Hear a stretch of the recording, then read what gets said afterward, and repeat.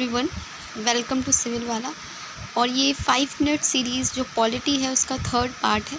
Polity के 2 videos already आ चुके हैं, प्लेलिस्ट बनी हुई है, तो आप जाकर के वहाँ सारे जो वीडियोस हैं वो देख सकते हैं, जाकर रिवाइज़ कर सकते हैं। अब ये थर्ड पार्ट है और यहाँ से जो है पॉलिटी के जो इम्पोर्टेंट टॉपिक्स थे वो कवर होते हैं।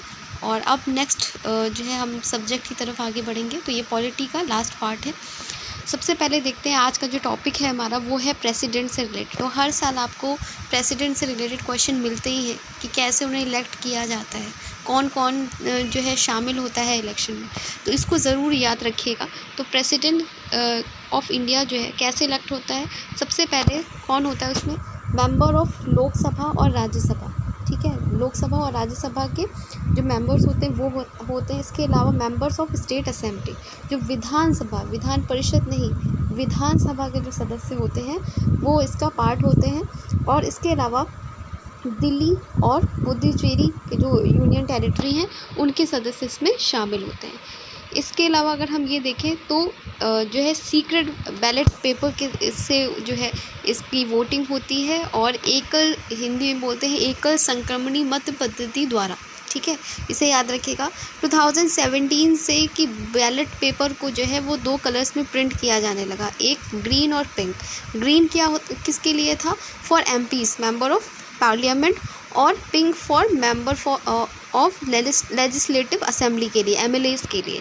तो इन केस अगर आपसे ये पूछ लिया जाए कि ये कब से शुरू हुआ था तो आप इसको याद रखिएगा। ठीक है, अब देखते हैं कि प्रेसिडेंट से जो रिलेटेड, जैसे कि ये पता होगा कि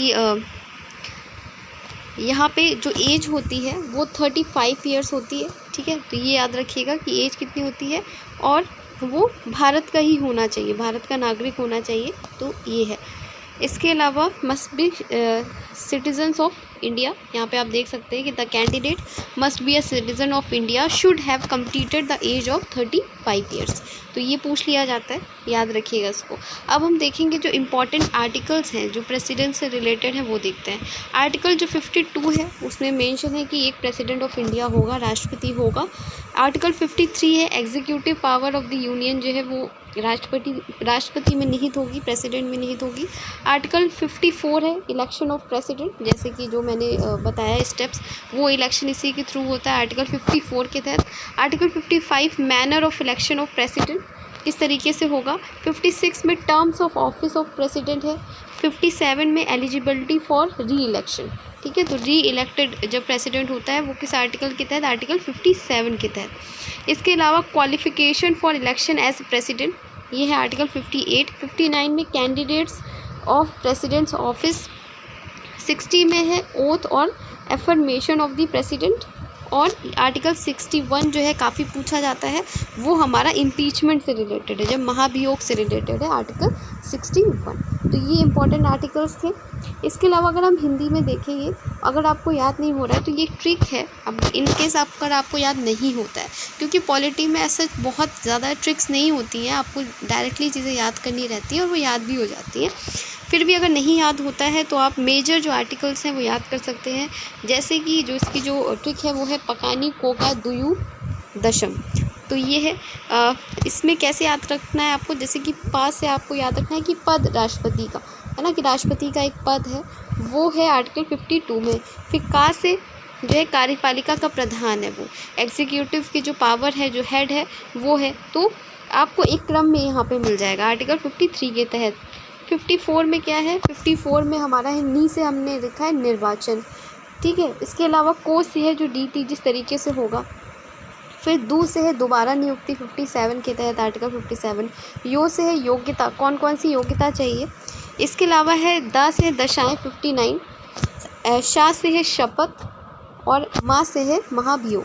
तो ये याद रखिएगा। ठीक है, ये पूरा ही याद रखिएगा आप इसको, अगर इन केस अगर आपको याद नहीं होता है तो यहाँ से आप इस ट्रिक को फॉलो कर सकते हैं।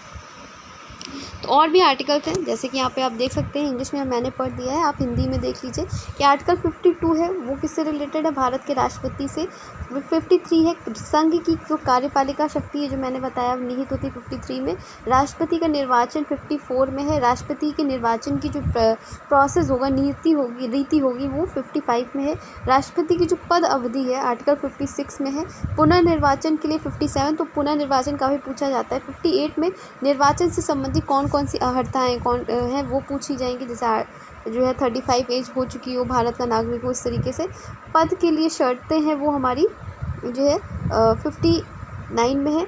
इसके अलावा 60 में जो है वो शपथ से रिलेटेड है। 60 हमारा शपथ और प्रतिज्ञान से रिलेटेड है। और 62 है राष्ट्रपति के रिक्त पदों को भरने के लिए। फिर है 72 जो है बहुत फेमस है कि क्षमा, दंड और पार्डन वाले जो रिलेटेड होता है, क्षमा, दंड, आदेश, निलंबन, परिहार और लघुकरण की राष्ट्रपति की नीति। 73 में है संघ की कार्यपालिका शक्ति का विस्तार। 74 में है कार्यपालिका शक्ति के प्रयोग के लिए मंत्रिपरिषद का गठन। और अनुच्छेद 80 है, यहाँ पे लिखा हुआ है कि राष्ट्रपति द्वारा राज्यसभा में 12 सदस्य जो मनोनीत किए जाते हैं वो, और जो एंग्लो इंडियन वाला था तो वो तो हमने हटा ही दिया गया है। इसके अलावा जो राष्ट्रपति को विशेषाधिकार जो दिए जाते हैं वो आप देख सकते हैं कि आर्टिकल 108 जो है वो राष्ट्रपति संसद के दोनों सदनों का संयुक्त अधिवेशन जो है बुला सकता है। ये क्वेश्चन बहुत पूछा जाता है, और इसकी जो अध्यक्षता करता है वो स्पीकर करता है। तो ये हमेशा क्वेश्चन पूछा जाता है, लोगों को कन्फ्यूज़न भी रहता है। तो बुलाने वाला जो काम है वो राष्ट्रपति का है आर्टिकल 108 के तहत, और अध्यक्षता कौन करता है, स्पीकर। 111 के तहत वीटो शक्ति से रिलेटेड है। 10123 के तहत जो है अध्यादेश, जब इमरजेंसी की सिचुएशन होती है तो अध्यादेश जो है, ऑर्डिनेंस जो है वो जारी करने का जो राइट होता है वो राष्ट्रपति का होता है। इसके अलावा आर्टिकल 143 जो है उसके तहत जो है राष्ट्रपति किसी विषय पर परामर्श ले सकता है सुप्रीम कोर्ट से, तो ये याद रखिएगा। इसके अलावा आर्टिकल 112 में जो है आय व्यय का विवरण है। आर्टिकल 124 जो है सुप्रीम कोर्ट के न्यायाधीशों की नियुक्ति से रिलेटेड है। आर्टिकल 356 जो है वो राष्ट्रपति शासन से रिलेटेड है। 352 राष्ट्रीय आपातकाल से रिलेटेड है। और 360 जो है फाइनेंशियल जो इमरजेंसी जो अभी तक नहीं लगी है, वित्तीय आपात से रिलेटेड। तो ये इंपॉर्टेंट आर्टिकल्स थे जो मेंशन थे, ठीक है। तो यहाँ पे वही चीज़ें लिखी हुई हैं, आप फिर से भी देख सकते हैं कि 52 में भारत का राष्ट्रपति है, और राष्ट्रपति देश का संवैधानिक प्रमुख होता है। संघ की जो कार्यपालिका शक्ति है वो राष्ट्रपति में निहित होती है, और वो तीनों सेनाओं का सर्वोच्च कमांडर भी होता है। नेक्स्ट जो है हमारा, ये बहुत पूछा जाता है कि ऐसे कौन कौन से वाइस प्रेसिडेंट हैं जो बाद में राष्ट्रपति भी बने। तो याद रखिएगा, ये पूछा भी जाता है, तो उसको ज़रूर ध्यान दीजिएगा। एस राधाकृष्णन है जो बाद में जो है राष्ट्रपति भी बने। इसके अलावा ये वाइस प्रेसिडेंट रहे जाकिर हुसैन हैं, वी गिरी हैं, आर वेंकट रमन हैं, शंकर दयाल शर्मा है, और के आर नारायण है। तो इनको याद रखिएगा, ये वो वाइस प्रेसिडेंट थे तो जो बाद में जाके प्रेसिडेंट भी बने। भारत के पहले उपराष्ट्रपति जो थे वो एस राधाकृष्णन 52 से 62 तक उपराष्ट्रपति रहे। 2 कार्यकाल में ये पद संभाला, और उसके बाद 1962 में ये राष्ट्रपति चुन लिए गए। हामिद अंसारी 2007 से 2017 तक उपराष्ट्रपति, एस राधाकृष्णन के बाद दूसरा कार्यकाल पाने वाले एकमात्र जो है उपराष्ट्रपति हैं। तो ये जो एक्स्ट्रा इन्फॉर्मेशन थी इसको याद रखिएगा। अब हमारा है जो गवर्नर से रिलेटेड क्वेश्चन पूछे जाते हैं। तो सबसे पहले हम देखते हैं कि जो आर्टिकल 153 है वो provision for the office of the governor से रिलेटेड है, ठीक है। इसके अलावा executive powers of the governor, जैसे स्टेट में जो है गवर्नर जैसा रहता है वैसे ही प्रेसिडेंट होता है ओवरऑल देश के लिए। तो यहाँ पे executive power of the governor 154 में है। अपॉइंटमेंट ऑफ द गवर्नर 155 में। टर्म्स ऑफ द ऑफिस 156 में। Qualification for the appointment of the governor 157 में है। Candidate for the governors office 158 में है। Oath of the office of the governor 159 में है। Judicial power of the governor किसमें है, आर्टिकल 167 में। Appointment of ministers by the governor 164 में है। Appointment of the advocate general 165 में है। आर्टिकल 200 जो है वो reservation of bill president consideration के लिए वो रख सकता है। आर्टिकल 202 जो है laying of the state budget before legislature और ऑर्डिनेंस से रिलेटेड आर्टिकल है आर्टिकल 213। ठीक, तो ये कुछ जो है आर्टिकल्स थे, आप यहाँ पे देख सकते हैं। ओथ वाला ओथ किससे रिलेटेड है? आर्टिकल 159 से रिलेटेड है। Power of the governor to grant pardons of and others, article 161 से रिलेटेड है। 162 जो है extent of executive power of the state जो है 162 से रिलेटेड है। इसके अलावा advocate general of the state, वो किससे रिलेटेड है? आर्टिकल 165। तो यहाँ पे जो है आपको इम्पॉर्टेंट आर्टिकल्स जो दिए हैं गवर्नर के, वो आप यहाँ से देख सकते हैं एट अ ग्लांस, क्योंकि एग्ज़ाम के टाइम पे चीज़ें याद नहीं होती हैं, तो आप जब ये PDF मिलेगा वहाँ से आप जा कर के इसको अच्छे से रिवाइज़ भी कर सकते हैं। अब नेक्स्ट हम देखते हैं क्या है हमारा, ठीक है। तो यहाँ पे हिंदी में भी देख सकते हैं कि जो आर्टिकल 153 है वो प्रत्येक राज्य में राज्य का राज्यपाल होगा, उसके बारे में है। कार्यपालिका शक्ति जो है राज्यपाल में निहित होगी, राज्य की, स्टेट की 154 में है। 155 में राज्यपाल की नियुक्ति का वर्णन है। राज्यपाल की पद अवधि 156 में है। 57 में राज्यपाल बनने की योग्यता है। शपथ 159 में है। राज्यपाल को क्षमादान की जो शक्ति मिली है आर्टिकल 161 में है। इसके अलावा 163 जो है राज्यपाल के कार्यों में सहायता व सुझाव देने के लिए राज्यों में मंत्रिपरिषद व इसके शीर्ष जो है मुख्यमंत्री होगा, ठीक। तो ये याद रखिएगा राज्यपाल से रिलेटेड। इसके अलावा देखिए अगर अमेंडमेंट अंडर कॉन्स्टिट्यूशन कैसे होते हैं, तो एक तो आर्टिकल 368 जो है वो हमारा संविधान संशोधन से रिलेटेड है। और power of the parliament to amend the constitution and procedure therefor, तो ये पार्लियामेंट को ये राइट मिला हुआ है। 3 कैटेगरी है, एक तो अफेक्टेड बाय साधारण जो मेजॉरिटी होती है उससे, दूसरा अफेक्टेड बाय स्पेशल मेजॉरिटी 2/3 और affected by special majority plus ratification of state.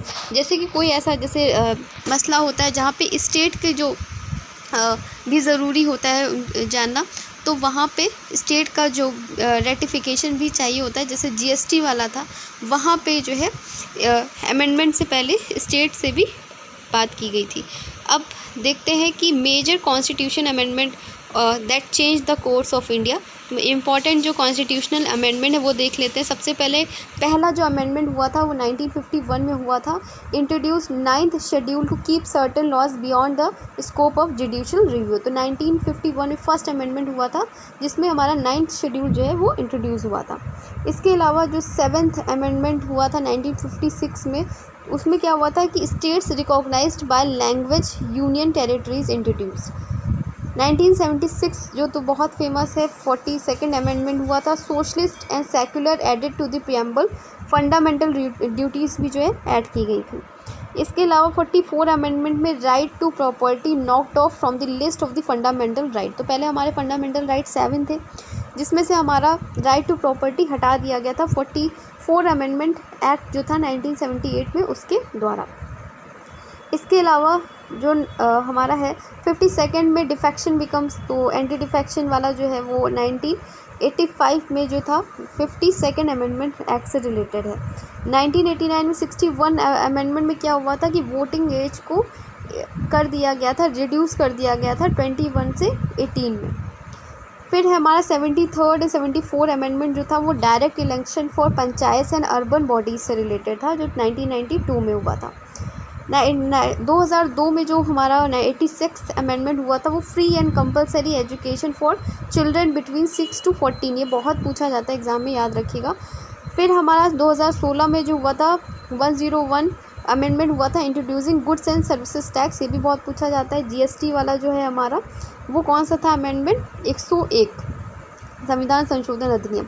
और 2003 में जो हमारा हुआ है वो हमारा 103 जो अमेंडमेंट हुआ है वो जो EWS कैटेगरी वाला इकोनॉमिकली वीकर सेक्शन के लिए जो था वो हुआ था 103। तो ये कुछ मेजर है, इसके अलावा भी है लेकिन जो इंपॉर्टेंट एग्जाम में पूछे जाते हैं वो यहाँ पे मेंशन है। अब हम बात करते हैं जो मस्ट नो आर्टिकल्स हैं जो हमेशा एग्ज़ाम में आपसे पूछे जाते हैं, उन्हें एक बार देख लेते हैं। तो सबसे पहले आर्टिकल 1 to 4 जो है हमारा यूनियन एंड टेरिटरी से रिलेटेड है। आर्टिकल 5 to 11 सिटीजनशिप से रिलेटेड है। 12 to 35 फंडामेंटल राइट्स से रिलेटेड है। 36 जो है वो से 51 directive principle of state policy से रिलेटेड है। 51 जो है फंडामेंटल ड्यूटीज़ से रिलेटेड है। 52 से 62 तक प्रेसिडेंट ऑफ इंडिया से रिलेटेड है। तो यहाँ पे इम्पॉर्टेंट आर्टिकल जैसे 368 जो है वो powers of parliament to amend the constitution है। 360 जो है वो फाइनेंशियल इमरजेंसी से रिलेटेड है। नेशनल इमरजेंसी से रिलेटेड 342 है। Hindi as a official language 343 है। 283 जो है फाइनेंस कमीशन का पूछा जाता है। ड्यूटीज़ ऑफ चीफ मिनिस्टर 167 में है। अटॉर्नी जनरल पूछा जाता है आर्टिकल 76 है हमारा। प्राइम मिनिस्टर ऑफ इंडिया से रिलेटेड 75 एंड 78 है। 52 से 62 मैंने बता ही दिया आपको, ये प्रेसिडेंट ऑफ इंडिया से रिलेटेड है। तो आज हमने प्रेसिडेंट के बारे में पढ़ा, गवर्नर के बारे में पढ़ा और कॉन्स्टिट्यूशन अमेंडमेंट जो इम्पोर्टेंट थे वो पढ़े। इसके अलावा जो इम्पॉर्टेंट हमारे आर्टिकल्स थे वो हमने इस सेशन में पढ़े। तो ये इम्पॉर्टेंट टॉपिक्स से पॉलिटी के जो मैंने आपको कवर कराए हैं, और अब यहीं से पॉलिटी का जो हमारा पार्ट था वो फिनिश होता है। अब हम दूसरे सब्जेक्ट की ओर बढ़ेंगे। ये आप ज़रूर बताइएगा कि आपके लिए कितना हेल्पफुल है। PDF आपको टेलीग्राम चैनल पे मिल जाएगी, वहाँ से जाके आप डाउनलोड करके उसको रिवाइज़ कर सकते हैं। Thank you.